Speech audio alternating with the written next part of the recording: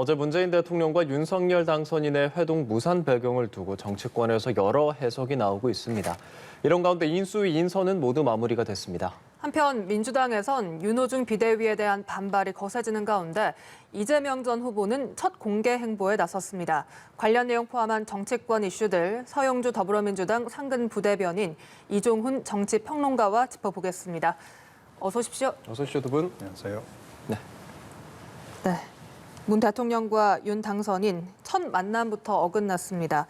양측은 회동 무산이 아닌 연기로 표현은 하고 있습니다만 이 회동 무산 배경을 두고 인사권 때문이다, MB 사면 때문이다, 갖가지 관측이 난무하고 있습니다. 어떤 원인이 가장 핵심적이라고 보십니까? 전반적으로는 지금 이 대통령의 사면권에 대한 부분에 있어서 조금 그 인수위 쪽에서 잘못 접근한 게 아닌가. 그러니까 보통 이제 통상적으로 지금 정부와 새로 들어설 정부의 두 분이 만나는 데 있어서 좀 더 그 민생 부분들, 코로나에 대해서 어떻게 좀 기민하게 대처할 부분이 있는지, 아니면 국내 안팎으로 뭐 외교안보 부분에 있어서 어떤 얘기를 한다는 걸 표면적으로 좀 그런 얘기들을 나눴다고 접근을 했으면 좀 이런 일이 없었지 않았냐라는 좀 아쉬움이 있어요. 사실상 이 사면권이라는 건 대통령이 가진 고유의 권한입니다. 특히나 또 MB, 그러니까 이명박 전 대통령에 대한 사면에 대해서는 현 정부에 있어서도 박근혜 전 대통령을 사면하면서 당시에 국민들의 의견이 충분히 박근혜 전 대통령은 나름대로 이제 건강상 이유나 여러 가지로 사면이 필요성에 대해서 있었지만 이명박 전 대통령에 대해서는 나름대로 이 범죄 혐의나 이런 것들이 대통령으로서의 좀 사면의 수준에는 맞지 않다. 이게 논의돼 있었거든요. 그리고 이미 결정이 됐고.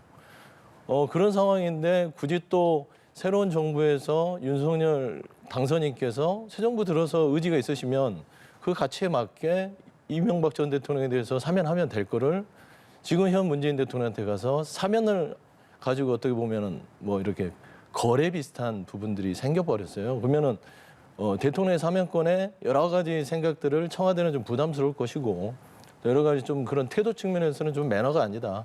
좀 그런 고려가 있지 않았냐 생각이 들고 거기에 이제 기름을 부은 게 일부 이제 당선인 측의 측근들이 얘기한 것들은 김경수 경남도지사 부분들을 여러 좀 패키지로 걸었어요.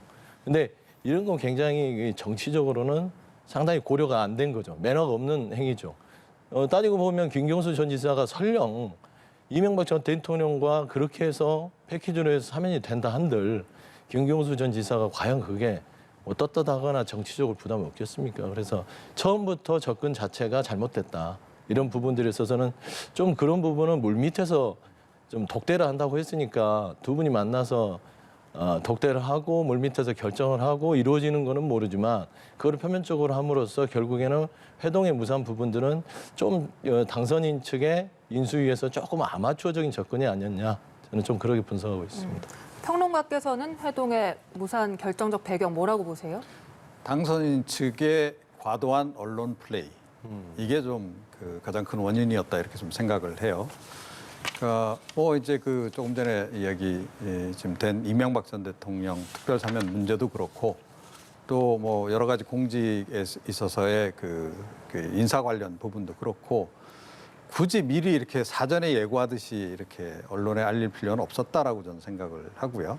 이거를 청와대 측에서는 약간 좀 뭔가를 강요받는 듯한 그런 기분을 느꼈을 겁니다. 그래서 그 불쾌감이 상당히 많이 작용을 한 결과가 아닌가 좀 그렇게 좀 생각을 하고요. 예. 이건 또 윤핵관 리스크의 연장선이기도 한데 권성동 의원이 지금 뭐 공식적으로 지금 인수위에 어떤 직함을 갖거나 이러진 않는 상태에서 예. 아마 본인 생각은 자기가 좀 약간 악역을 맡아야 되겠다 이런 생각을 좀 하는 것 같아요. 그래서 그런 이제 약간 청와대를 향해서 또 문재인 대통령을 향해서 뭔가 약간 압력을 하는 부분을 자기가 지금 그냥 자청해서 나서서 하는 그런 식으로 좀 대응을 하고 있는데 이거는 조금 잘못된 대응이 아닌가 이렇게 좀 생각이 들고요. 예. 하지만 그렇다고 해서 지금 청와대의 대응을 또 칭찬할 수도 없는 그런 상황입니다. 그러니까 아무리 설령 이런 압박이 이제 좀 들어오더라도 그건 뭐 이제 측근들이 워낙 이제 그런 얘기들 정치권에서는 이제 흔하게 하는 얘기들이고 그런 거에 이렇게 구애받으면 안 되죠. 그러니까 큰 그림을 봐야 되는 거고 청와대는 특히 대통령은 이제 그런 거 아니겠습니까? 그래서 그런 그 약간의 다소의 좀 과도한 언론 플레이가 있더라도 그것에 굴할 필요는 없었다라고 저는 생각을 하고 일단은 만나서 뭐 인사 전하고 그리고 뭐 여러 가지 요청을 이제 하겠죠. 그 당선인 측에서 하더라도 뭐 그거를 다 수용할 또 의무가 있는 건 아니지 않습니까, 그죠? 그리고 주로 뭐 특별 사면도 그렇고 인사 문제도 그렇고 대통령의 그 어찌됐건 고유 권한인데 뭐 알았다, 뭐 하여튼 적극 고려는 하겠다 이런 정도 이야기하고 끝냈어도 될 문제를 굳이 이렇게 국민들 앞에 이런 그 상황을 연출을 해서 국민들 느끼기에 얼마나 불안하겠습니까, 그죠? 예. 이런 것도 이 청와대가 별로 잘한 짓은 아니다 이렇게 저는 생각을 합니다. 불과 4시간 앞두고 이렇게 취소된, 취소는 아니지, 연기라고 표현을 하는 이게 이례적이기 때문에 다양한 해석들이 나오고 있는데요. 지금 장제원 비서실장은 MB 사면이 그 배경이 아니다라고 말을 하고 있고 아까 말씀하신 그 과도한 언론 플레이 얘기했던 걸 민주당의 안민석 의원도 언론 플레이 이런 이야기를 했네요. 대담 이어가기 전에 발언 먼저 들어보겠습니다. 사면 요청의 권한은 대통령이 없습니다. 그런 걸로 지금 충돌하고 있는 게 아니니까 시간을 좀 주시고. 지금처럼 점령군 사령관 행세 이렇게 해서는 안 되는 거거든요. 대통령을 첫 번째 인사하는 자리가 마치 MB 사면 요구하는 것으로 그렇게 지금 그 언론 플레이를 지금 하는 것에 대해서 이런 것이 오늘 회동 불발을 초래했다. 평론가님, 이렇게 회동 무산 MB 사면 때문이 아니다라고 말하는 이유가 뭐라고 보세요? 그러니까 뭐 이게 이제 좀 쟁점되면 약간 부담스러운 부분이 있지 않습니까? 아무래도 그러니까 이런 회동이 무산됐을 때 현직 대통령과 당선인 누가 더 그 피해가 클까요? 당연히 당선인 측입니다. 그러니까 국민들이 느끼기에 이거 첫 출발부터 이렇게 매끄럽지가 않네 이렇게 느낌을 가질 가능성이 높죠. 그리고 문재인 대통령은 뭐 이제 조만간 퇴임하실 거기 때문에 사실은 국민들이 크게 상대적으로 당선인에 비해서는 관심을 덜 갖습니다. 그런 상황이기 때문에 관심의 초점은 역시 이제 당선인 측에 이제 쏠릴 수밖에 없는 거고 그런 측면에서 이런 그 회동 무산은 어느 쪽에 더 이 피해가 크냐라고 만약에 이제 누군가 질문을 한다면 역시 당선인 측이 조금 더 손해다. 그런 측면에서 조금 전에 이제 제가 과도한 언론 플레이 말씀드렸는데 권성동 의원 비롯해서 좀 과도하게 이렇게 좀 자극적인 그런 표현을 써가면서 특히 인사 문제 관련해서는 뭐 알박기란 표현까지 등장했는데 뭐 우리 같은 평론가들은 뭐 그런 표현 써도 관계 없다고 저는 생각해요. 한데 책임 있는 자리에 책임 있는 지위라고 좀 볼 수 있는데 윤핵관이라고 한다면 그런 이제 그 역할을 하시는 분들이 이제 그런저런 표현들을 하는 것, 또 김경수 지사 뭐 이건 뭐 확실하다 뭐 이런 식으로 단정적으로 이야기한다든지 특사 관련해서 이런 건 좀 향후에 좀 자제할 필요가 있다. 그리고 조금 전에 말씀드렸듯이 이런 요구를 해야 되겠다라고 마음먹고 있더라도 조용히 그냥 만나서 하면 되잖아요. 그리고 뭐 합의가 이루어지면 오히려 더 언론에 홍보하기 좋은 거 아닙니까? 이러이러한 요청을 해서 문재인 대통령도 흔쾌히 받아들였다. 이게 훨씬 더 모습이 좋잖아요. 그런 부분들을 좀 고려를 해야 한다 이렇게 생각을 합니다. 네. 실제로 민주당 내에서는 MB 사면 불가 목소리가 커지고 있습니까? 네. 뭐 그거는 당연한 거 아닌가요? 국민들 눈높이에 맞췄을 때 지금 현재 MB 사면 부분이 받아들일 수 있느냐. 그리고 이런 정치적인 문제는 저번에 이제 박근혜 전 대통령을 사면하면서 이미 이 정부에서는 일단락이 됐다고 저는 보고 있어요. 근데 이거를 다시 왜 당선인 측에서 이 부담을 현 정부에 지우려고 하는지에 대한 부분들 좀 불편하고 그다음에 그렇습니다. 아까도 이제 평론가께서 말씀하셨지만 결국엔 사면권 문제는 다시 말씀드리면 대통령이 조용히 결정을 하는 부분이에요. 그러면 그런 거를 조용한 상황에서 물밑 작업을 통해서 해야지 과도하게 언론 플레이를 했던 저희가 무엇인지 특히나 이제 MB 사면뿐만 아니라 공공기관 인사들에 대한 알박기 그거는 현 정부의 고유 권한입니다. 아직까지는. 그러니까 5월 10일 전까지는 현 정부가 끝까지 자기 업무를 해야 될 부분임에도 불구하고 이런 것들까지 간섭을 한다는 거는 이미 벌써 새 정부가 취임하기 전부터 과도한 어떤 권한 행위 있다고 보기 때문에 민주당은 이게 협치의 첫 단추를 잘못 끼는 게 아닌가라는 그런 부분 우려가 있고요. 그다음에 두 번째 그렇습니다. 이게 이제 그 인수인계 아니 공공기관 인사 이런 부분들도요. 예. 좀 어느 부분에서는 이 부분은 좀 서로 간에 이 부분은 좀 저희가 좀 고려하게 해달라. 나머지는 인정해주겠다. 이런 형식으로 가는 게 아니라 거친 언어들을 하시잖아요. 그러면 어떻게 또 이후에 5월 10일 이후에 여소야대 전국에서 협치와 통합을 할 건지 이런 부분에서는 굉장히 민주당은 계속 갈등만 더 증폭될 수밖에 없다. 그런 우려가 있습니다. 네. 이 국민적 합의, 뭐 국민 통합을 계속 이야기하잖아요. 민주당에서는 사면 불가 목소리를 계속 내고 있는데 평론가님께서는 정말 사면 쪽으로 지금 국민적 여론이 향하고 있다고 보시나요? 그건 뭐 이제 지지층에 따라서 확실히 이건 좀 확연히 갈리는 문제 같아요. 특히 이제 박근혜 전 대통령하고 이명박 전 대통령은 특히 진보 지지층들이 받아들이는 그 감도에서 차이가 있습니다. 그러니까 이 진보 지지층 사이에서는 이명박 전 대통령 같은 경우에는 노무현 전 대통령의 이 사망과 어찌됐건 관련이 깊다라고 지금 보는 거예요. 자, 그래서 이제 더군다나 이제 좀 거부감이 상당히 있는 예. 그런 부분이 있습니다. 대외적으로는 뭐 그러니까 이른바 흔히 얘기하는 말로 뭐 죄질이 나쁘다. 예. 뭐 이제 이렇게 이제 얘기는 하는데 내심은 이제 그런 게 좀 깔려 있는 겁니다. 이제 그럼에도 불구하고 대통령의 결단으로 이제 이런 그 극적인 어떤 사면 같은 거는 충분히 가능하죠. 그러니까 김대중 전 대통령 같은 경우에도 뭐 과거에 전두환, 노태우 두 전직 대통령 특별 사면 김영삼 그 당시 당선인 요청 받아들여서 한 바도 있고 사실 그것도 굉장한 정치적 결단이고 그 당시에서 또 진보 진영에서 또 엄청나게 또 반발이 심했어요. 그럼에도 불구하고 이제 대승적 차원에서 이제 그런 거를 이제 그 김영삼 전 대통령이 이제 수용을 했죠. 김대중 당선인이 그때 요청을 하고 예. 이제 그랬던 바가 있습니다. 그래서 그런 뭐 과거의 전례도 있기 때문에 특히 이제 조금 전에 말씀하셨다시피 이번 대선 과정에서 너무 국론이 양분됐고 그런 거를 이제 봉합하는 차원에서 뭐 이런 결정을 내릴 수도 있다. 그리고 아마 문재인 대통령도 고려는 하고 있었을 거라고 저는 봐요. 그런데 이게 강요받듯이 해주는 것과 예. 이렇게 서로 뭐 좋게 얘기를 해서 하는 거는 좀 이게 얘기가 다른 거죠. 그리고 지금 청와대 쪽 약간 뒷말을 들어보면 그 인사 관련해서도 예. 지금 뭐 모든 그 지금 남은 그 인사 부분에 대해서 뭐 청와대가 다 임명을 강행할 그런 생각을 가지고 있었던 것 같지는 않아요.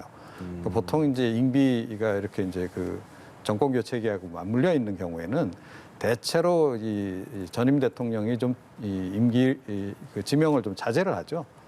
임명을 좀 자제를 하고 어찌됐건 새 정부 출범해서 이제 인선이 이루어질 수 있도록 약간 좀 어떻게 보면 도와주는 그런 그 측면도 있고 또 이제 정권 바뀌고 나면 그러니까 정치적으로 좀 임명된 그런 자리에 계신 분들은 임기가 남았음에도 불구하고 그냥 그 좀 원활한 그 기관 운영 차원에서 뭐 사퇴를 한다거나 이런 이제 과거의 전례들이 좀 있었던 거고 뭐 그게 이제 예전만큼 그 전례가 지금 강하게 남아 있지는 않습니다만 그럼에도 불구하고 어느 정도 그런 거는 좀 각오를 하고 있었을 텐데 이게 이제 그 인수위 측에서 먼저 밖에다 대고 이야기를 하고 압박을 하면 이게 좀 해주고 싶다가도 좀 이제 멈칫해지는 거죠. 예. 그리고 마치 저쪽에서 압박을 해서 어쩔 수 없이 뭐 내준 것처럼 이렇게 되면 이 대통령 입장에서도 그만두는 마당에 조금 더 불편하지 않겠어요?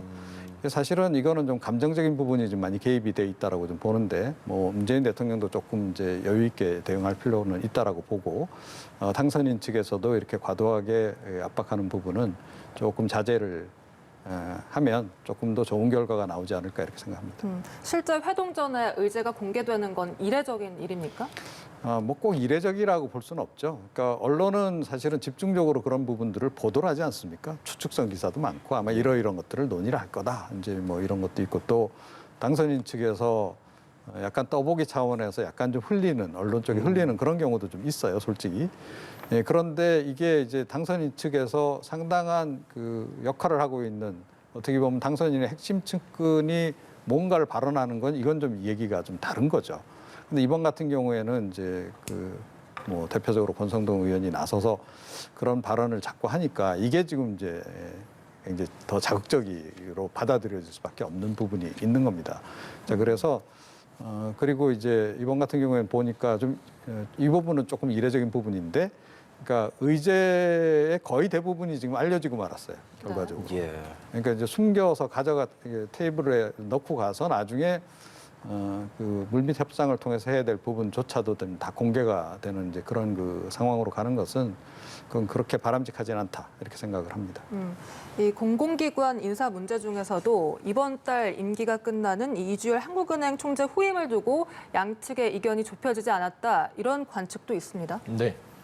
일단은 그 부분은 좀 논의를 더 해야 될 부분인데요.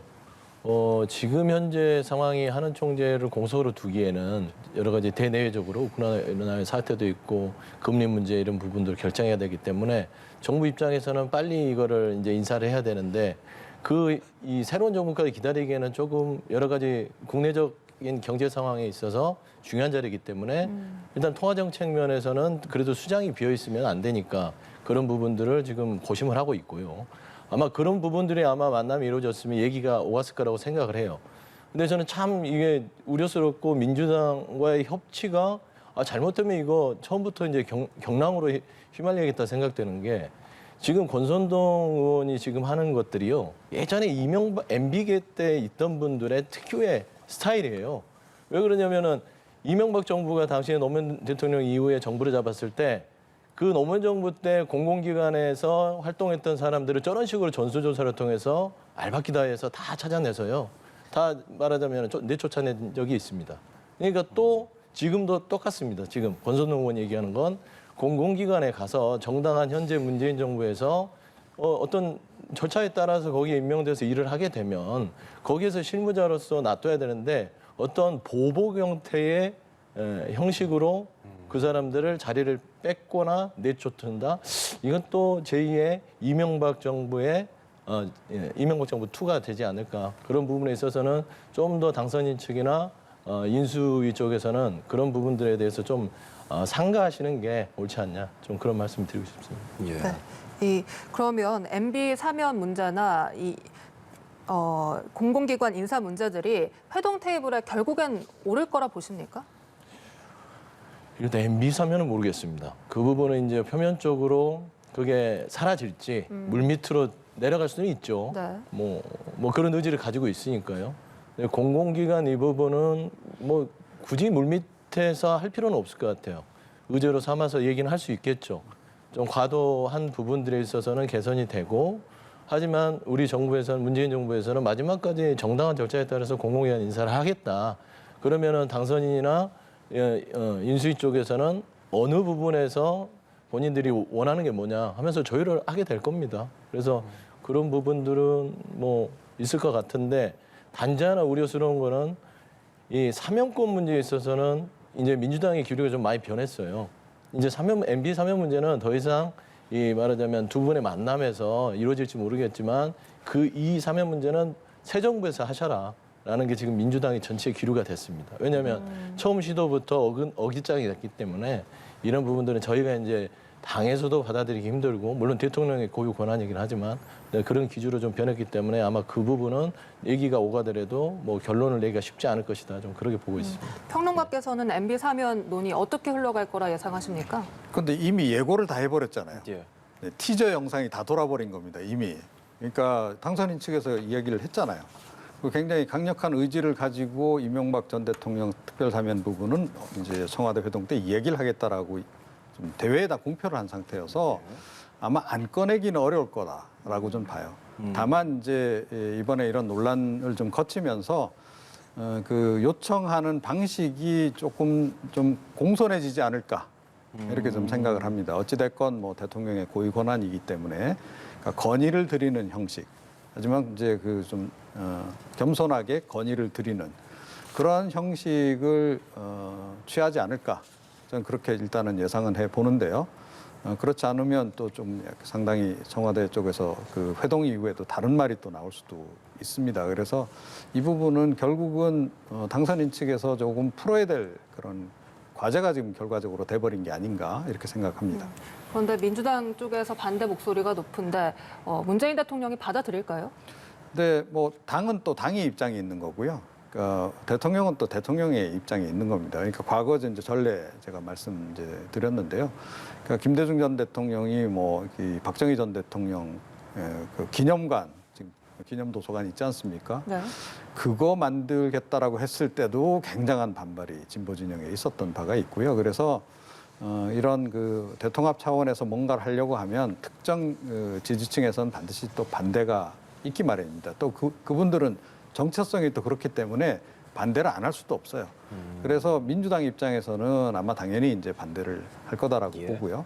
그러나 이제 최종 결정은 역시 이제 그 요구를 받았을 때 문재인 대통령이 이제 고심해야 될 그런 대목이 아닌가 이렇게 생각을 합니다. 그럼 평론가님께서는 만약에 이번에 안 받는다고 하더라도 윤석열 당선인이 대통령이 된 다음에는 MB 사면을 진행할 거라고 생각을 하시는 거예요? 그럴 가능성이 높다고 봐야죠. 그러니까 윤석열 당선인도 혼자 정치는 못하는 겁니다.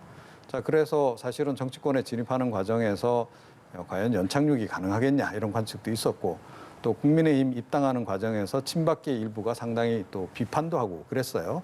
박근혜 전 대통령 탄핵에 책임이 있는 사람이 왜 들어오려고 하느냐 이 당에 그리고 또 뭐 최소한 사과라도 해야 되는 거 아니냐 뭐 이런 지적도 나오고 했습니다. 그래서 그러다 보니 자연스럽게 이제 구친이계를 중심으로 해서 이제 윤석열 당선인을 당으로 이제 끌어들이고 또 대통령 후로 만들어가는 그런 과정들이 있었고 이번 뭐 인수위 구성 과정에서도 이제 확인이 되다시피 그러다 보니까 구친이계가 이제 상당한 비중을 차지하고 어떻게 보면 주류라고도 볼 수 있는데 이제 이런 상황으로 이제 가게 되는 겁니다. 그래서 특히 이제 윤핵관 핵심 측근들 그래서 정치권에서 가장 이제 정치권 안착을 도왔던 이 윤핵관 그 3인방 같은 경우에 뭐 아무래도 구친이계고 이러다 보니 아마 그 강력하게 당선인에게 이걸 계속 요구를 좀 하는 거 아닌가 싶어요.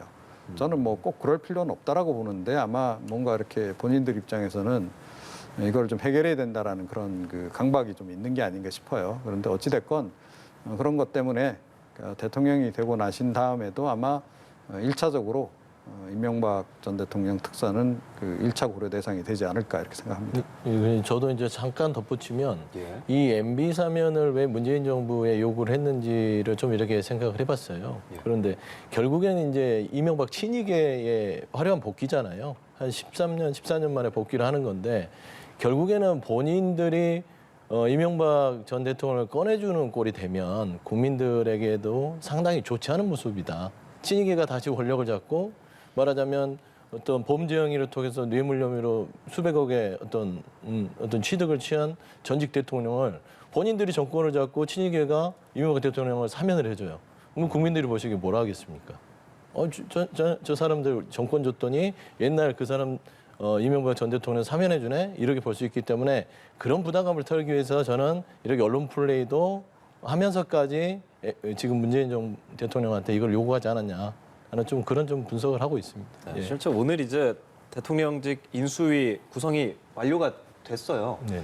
MB 라인이 많다 이런 분석이 그러면 저는 이제 이제 당선 되기 그러니까 당락이 결정되긴 전부터 예측을 했던 겁니다. 이런 인수위 구성들이 만약에 당선이 되면 틀림없이 친이계를 중심으로 해서 구성이 될 것이다. 아무리 뭐 탕평을 하네 능력주의 인사를 쓰네 뭐 지역과 뭐 당파를 떠나서 능력 있는 사람을 쓰겠다고 말은 하기 쉽죠. 하지만 정치라는 현실이 윤핵관이든 본인을 윤석열 지금 당선인을 도왔던 사람은 다 이명박계 사람들이 도왔어요. 말하자면 이 국민의힘에서는 친박 쪽보다는 친이계 쪽이 도와서 저희 지금까지 밀고 왔습니다. 그러면 거기에 대한 전리품을 줘야 될 거 아니에요. 그런데 뭐 그분들을 배제하겠습니까? 솔직히 보면 권선동 의원이 가장 무서워요. 인수위에서 자리를 받지 않으면서 할 얘기는 다 하잖아요, 뒤에서.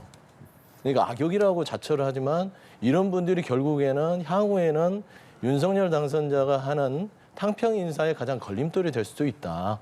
그래서 정말로 능력 위주 어떤 정파를 가리지 않고 썼으면 좋겠는데 결국엔 친이계를 중심으로 안철수 후보계의 나머지 한 30-40%를 해서 둘이 섞어서 결국에는 이 인수위가 결국에는 단일화해서 자리 나누기 부분들이 실현된 것이다.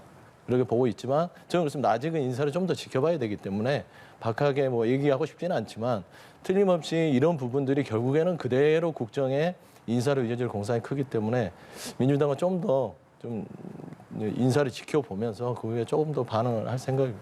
예. 네. 근데 이제 이런 측면은 있습니다. 그러니까 이게 인수위에 그에서 활동하시는 분들이 대체로 대선 캠프에서 활동하셨던 분들이 많아요. 예. 그러니까 아무래도 이제 그 공약했던 내용들, 특히 정책 분야, 그거를 이제 공무원들하고 협의해서 이제 조율해 나가는 과정이 인수위 주 역할이기 때문에 대선 캠프 때 각 분야에서 이제 영입돼서 활동하셨던 분들이 이제 이렇게 들어오게 돼 있고, 근데 그분들 중에 이제 역시 친이계가 많은 거죠. 이거는 아무래도 이게 사람이라고 하는 것이 좀 서로 자기가 좀 확신할 수 있는 사람, 믿을 수 있는 사람 중심으로 이렇게 모이다 보면 자연스럽게 그렇게 되는 거죠. 그러니까 윤핵관들이 친이계면 그 사람들 입장에서는 과거에 함께 일해봤던, 그래서 자기 나름대로 좀 검증이 된 인물들을 선호하게 되는 거죠. 그래서 보니까 대선 캠프에도 그 구친이계 인사들이 이제 굉장히 많이 들어와서 활동을 하게 됐던 거고, 그 연장선에서 지금 이제 인수위 구성도 이렇게 이제 가는 이제 그런 건데, 여기서 좀 사실 좀 때로는 과감할 필요도 있다라고 좀 보는데, 그렇게까지 지금 과감하기에는 좀 여러 가지 환경적 요건이 좀 안 맞는 것 같아요. 예를 들어 안철수 이제 대표하고의 이제 특히 단일화 예. 부분이 이제 그 중간에 있었기 때문에 그쪽 사람들도 이제 받아들여야 됩니다. 그러다 보면 그 대선 캠프에서 인수위 들어오고 싶어하는 사람은 굉장히 많은데, 그런데 이게 또 그러다 보면 자연스럽게 그 친이계 중에서도 조금 영향력 있는 사람들 중심으로 이렇게 들어올 수밖에 없는 그런 그 상황으로 이제 지금 전개되고 있는 게 아닌가. 근데 이건 사실은 앞으로 굉장히 경계해야 될 부분이다라고 좀 봐요. 인수위까지는 그렇게 가도 되는데 예. 내각을 구성하는 과정에서 이게 그대로 연장된다 그러면 그야말로 벌써 이제 언론에서 얘기 많이 하잖아요. 뭐 제2의 이명박 정부 시즌 2 그런 식으로 가면 사실은 윤석열 당선인이 대통령이 되고 난 다음에 국정 수행하는데 상당한 좀 어려움을 초래할 수 있다 이렇게 생각합니다. 네, 이 과학기술분과 인수위원으로 임명된 이 김창경 교수의 경우에는 일각에서는 전문성 논란도 있습니다. 네, 대선 때 이제 한번 논란이 있었죠. 그러니까 특히 그 윤석열 당선인이 이른바 구직앱 논란이 네, 있었잖아요. 네, 그 당시에 이제 이 김창경 교수가 이제 굉장히 옹호성 발언을 했어요. 윤 당선인이 뭐 빅데이터도 잘 알고 뭐 이제 그렇다라고 이제 뭐 플랫폼도 잘 알고 이렇게 막 얘기를 했는데, 지금 플랫폼 정부 하겠다는 거 아닙니까? 그 아이디어도 이분으로부터 나온 걸 알고 있고, 그런데 이분도 윤 당선인하고 뭐 40년 지기로 지금 알려지고 있잖아요. 이제 그렇습니다. 그래서 이제 그때 이제 과연 이렇게 본인의 어떤 전문적인 그런 판단을 기준으로 윤 당선인 옹호한 거냐, 그거보다는 40년 지기다 보니 그렇게 한 거 아니냐, 이제 그래가지고 이제 그 당시 뭐 학계에서 약간 일각에서 논란이 좀 있었던 그런 적이 있는데, 그렇다고 해서 이분이 뭐 전혀 전문성이 없는 그런 분은 아닙니다. 그동안에 이제 경력을 보더라도 그렇고, 이제 그래서 아마 이제 이분 같은 경우에는 역시 그 윤 당선인이 좀 신뢰할 수 있는 그런 인물이어서 특히 이번에 인수위에 지금 이제 포함이 된 게 아닌가 이렇게 생각합니다. 예, 부대변인님은 이 인수위 인사 중에서 좀 눈에 띄는 인사 있으신가요? 저는 그 두 분이에요. 아까 김 교수님이랑 고산. 아, 예.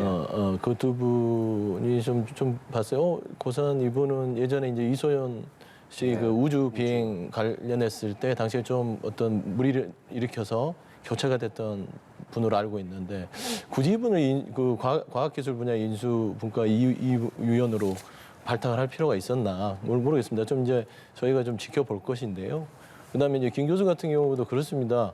당선인과의 인연도 인연이지만 전문성에 대해서는요, 저희가 이제 놀랬던 건 윤 당선인께서 후보 시절에 이미 다 된 거를 공약으로 걸었던 적이 많아요. 이미 하고 있는 거를 하겠다 한 것들이 많은데, 이분도 좀 비슷한 케이스예요. 김 교수님도 보면은 이 뭐 현재 지금 뭐 택시 부르는 거를 이제 예를 들어서 지금 카카오 택시로 다 하는 부분들을 예. 조금 더 스케줄에 맞춰서 하는 게 뭐 디지털 스마트다라고 얘기를 하면서, 근데 이미 또 그렇게 하고 있는 거를 또 그렇게 얘기를 하세요. 교수께서. 뭐 이런 부분들을 보면 이거 조금 전문성이 없는 거 아니야? 그래서 구직앱 같은 논란이 있었던 거 아니야? 라는 것이기 때문에 뭐 잘 하시면 좋죠. 근데 좀 그런 전문성에 대한 논란은 향후에 다 완성이 되고 나서 인수위가 하나하나 뭔가를 해갈 때 아마 민주당 입장에서는 좀 더 지켜보고 그런 좀 의견들을 낼 수 있지 않을까 생각이 됩니다. 예. 네. 이런 가운데 김호수 검찰총장의 거취 문제도 새로운 갈등 요인이 되고 있습니다. 권성동 의원이 이 김호수 총장의 거취를 사실상 압박을 했지만 김호수 총장은 사실상 이를 거부했습니다. 오늘 권성동 의원의 이름이 자주 거론이 되네요. 네. 그래서 제가 이제 아까도 말씀드렸듯이 권선동 의원이 가장 어떻게 보면은 무서운 자리에 있는 거예요. 왜냐하면 인수위의 자리를 거부하고 본인은 뒤로 물러나서 있겠다 하는데 말과 행동이 달라요. 자리는 안 받았는데 말은 세졌어요. 그렇잖아요. 그러니까 통상 그런 부분들이 향후에 실수할 수 있다. 그러니까 이게 지금 현재를 잘 좀 상황들을 파악해야 되는 게 올해 정치 활동을 하셨기 때문에 권순동 의원은 아실 거예요. 지금 현재 상황이 당선인과 인수위가 어떻게 해야만 지금 민주당과의 향후에 정부가 들어서고 나서의 협치가 될 것인지. 그거는 말하자면요. 지금은 순차적으로 연착륙을 해야지 이런 식으로 말은 협치를 하겠다고 해놓고서는 하나하는 행동마다 이거는 예전에 MB 정부 때 했던 스타일이 그대로 나오는 겁니다.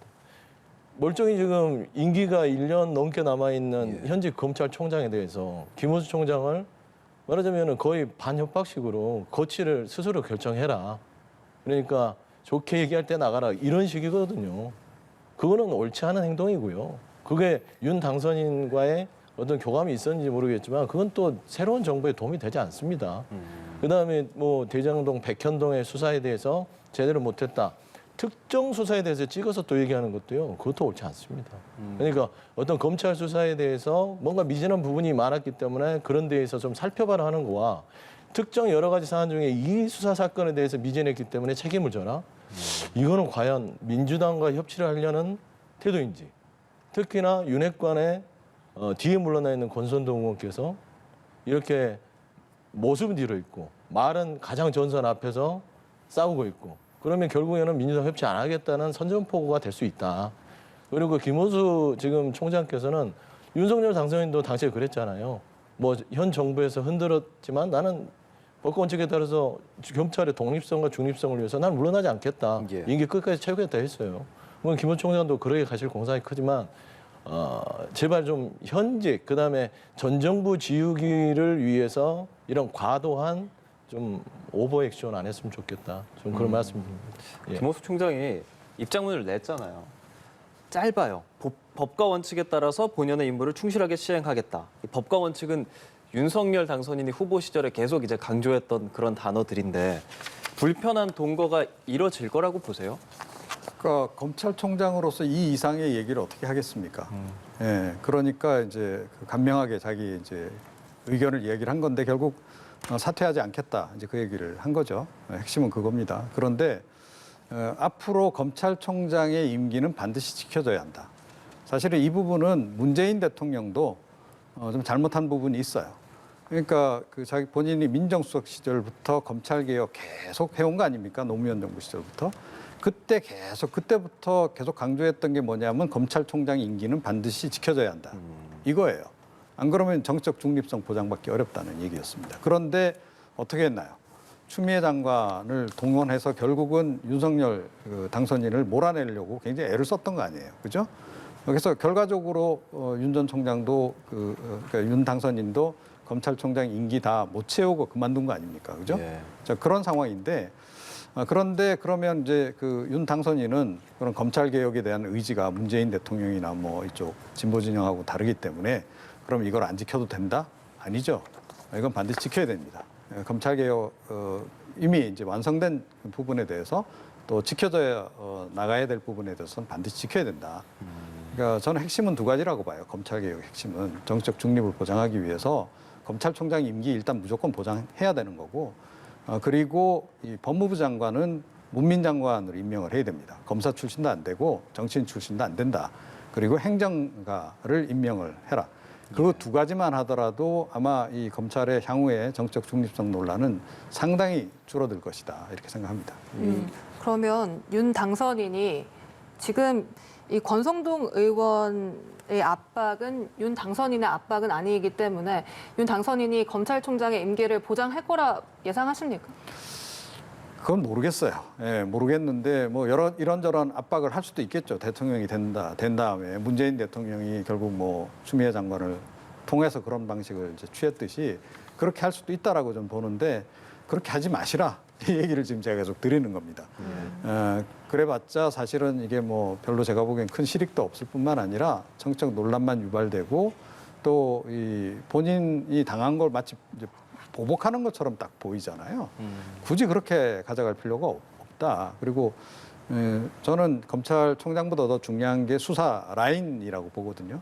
수사 라인 지금 사실은 문재인 정부에서 너무 친정부적인 인사들로 다 임명을 하는 바람에 문제가 됐는데 인사를 통해서 그거 하면 되잖아요. 그래서 제대로 수사할 수 있는 사람들로 인사를 하면 이 부분을 상당 부분 문제를 해결할 수 있다. 그래서 굳이 그렇게 검찰총장을 몰아내기 식으로 가는 그런 무리수를 안 두는 게 전 바람직하다라고 일단은 생각을 하는데 어떻게 하실지는 뭐 당선인 마음이죠. 예. 실제로 이 2년 검찰총장 임기제가 88년도에 도입됐는데 22명 총장 중에서 8명만 임기를 채웠다고 하더라고요. 어떻게 될지 좀 지켜봐야 할 것 같고요. 계속 말 나오고 있는 대통령 집무실 얘기도 좀 해볼게요. 네. 지금 용산으로 유력하다는 보도가 있습니다. 현재까지는 그렇죠. 민주당에서 이거 어떻게 생각하고 계세요? 이게 참 재미있어요. 광화문 시대를 열겠다. 이게 이제 문재인 저희 정부에서도 얘기를 했던 부분인데 이 부분이 현실적인 여건, 그러니까 대통령의 경호 문제, 여러 가지 뭐 안보 문제, 그다음에 주변에 이제 그 주민들의 불편 문제 이런 것 때문에 공약을 했지만 그 부분을 철회를 했던 부분입니다. 어려움이 상당히 컸어요. 근데 윤석열 당선인 측도 이거를 충분히 선거 기간에는 아셨을 거예요. 그런데 또 이거를 광화문 시대를 열겠다 했어요. 그러니까 저희하고 똑같아요. 그러니까 국민들 속으로 좀 더 소통하는 대통령의 모습을 보여주겠다는 것이었는데 막상 이거를 차별화시키고 싶었던 거죠. 문재인 정부는 못하지만 윤석열 정부는 한다라는 거를 차별화시키고 싶었지만 막상 이렇게 현실을 보니 안 되네. 이런 겁니다. 그러다 보니까 결국에는 용산에 있는 국방부로 이전하는 여러 가지 안을 해서 그거를 뭐 이제 거의 좀 규정사실화하고 있지만 모르겠습니다. 이 부분은 뭐 결정은 대통령실을 집무실을 어디 쓰든 새로운 정부에서 결정한 문제지만 과연 이게 말하자면 효율적인지 그다음에 예산의 낭비는 없는지 그리고 본인들이 얘기했던 국민과의 소통에 적합한지 이런 부분들은요. 국민들이 평가하기는 하겠죠. 그런데 제가 봐서는 국방부 쪽으로 가면요. 더 많이 들어갑니다. 접근성도 힘들고.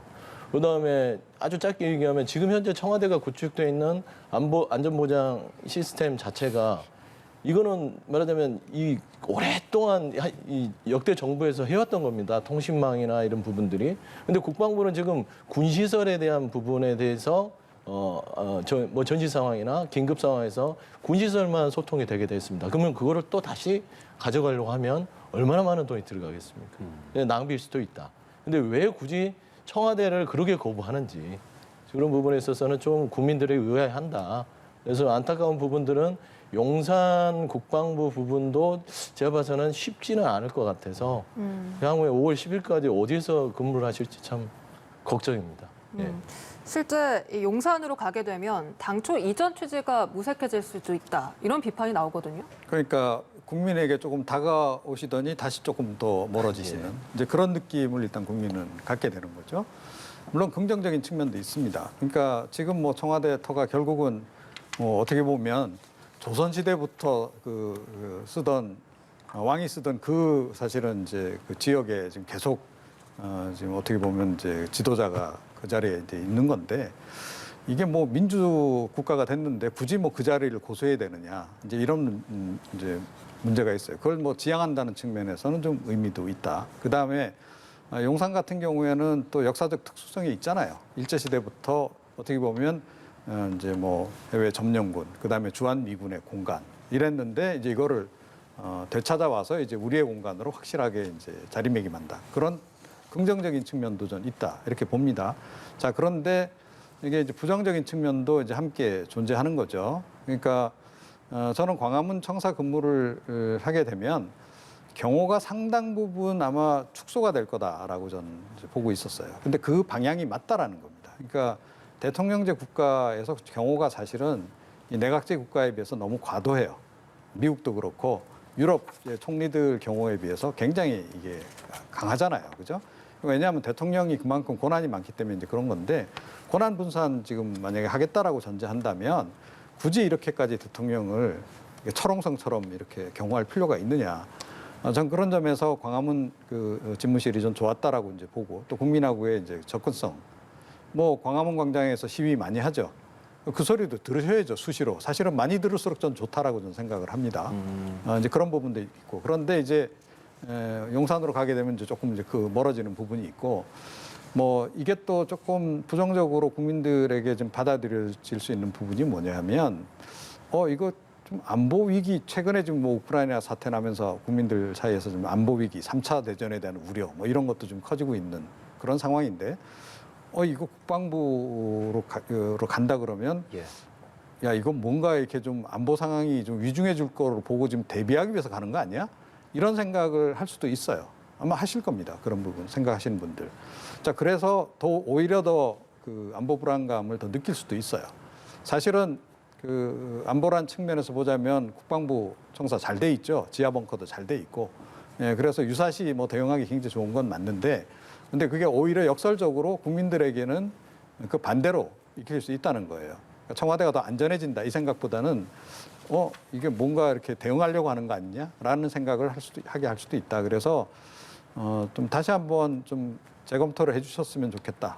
이게 원래 취지대로 사실은 뭐 경호가 좀 약간 그 경호처 입장에서 보기에 좀 문제가 있다라고 좀 생각이 되더라도 그건 뭐 제가 보기엔 방법은 찾으면 된다라고 생각하고 광화문 시대를 이번에 한번 열어보시는 게 어떨까 이렇게 생각합니다.